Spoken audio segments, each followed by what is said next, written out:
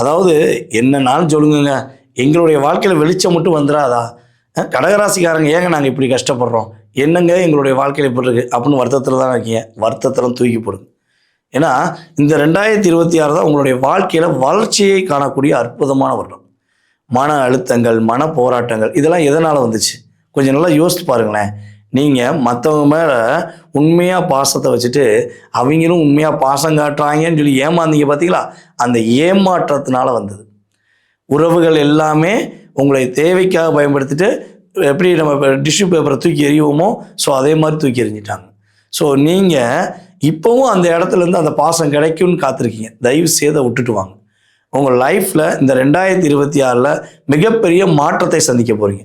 2ஆம் இடத்துல கேது, 8ஆம் இடத்துல ராகு. இந்த 2 பேர் தான் சேட்டைக்கார பையங்க. உங்களை வச்சு செய்வாங்க. ஆனால் அவங்கள கண்ட்ரோல் பண்ணுறதுக்கான ஆப்ஷன் நான் சொல்கிறேன், நீங்கள் அதை ஃபாலோ பண்ணுங்க.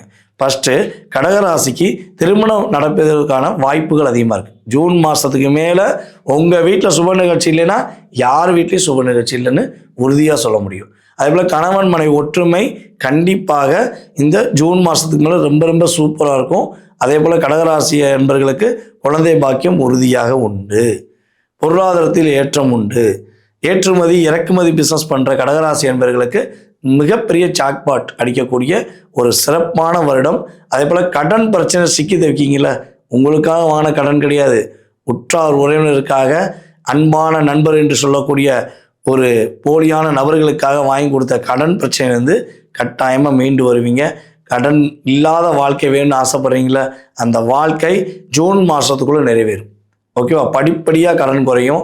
அதற்கான ஒரு ஒரு மிகப்பெரிய ஆற்றல் செயல்பாடுகள் உங்களுக்கு கோச்சார கிரகங்கள் கொடுக்க போகிறேன். அப்போ வெளிநாடு போகலாமா அப்படின்னா ஜனவரி முதல் ஜூன் மாதத்துக்கு முன்னாடி வெளிநாடுக்குரிய யோகம் உண்டு. இது ஆன்மீக பயணமா, சுற்றுலா பயணமா, அல்லது வேலை சார்ந்த விஷயமா நீங்கள் தான் முடிவு பண்ண போகிறீங்க. இந்த 2026 நீங்கள் என்ன வழிபாடு செஞ்சால் ஏற்றம் உண்டு மாற்றம் உண்டுன்னா லட்சுமி நரசிம்மர் வழிபாடு செய்யுங்க. மங்களகரமாக இருப்பீங்க, மகிழ்ச்சியாக இருப்பீங்க. வாழ்க வளமுடன்.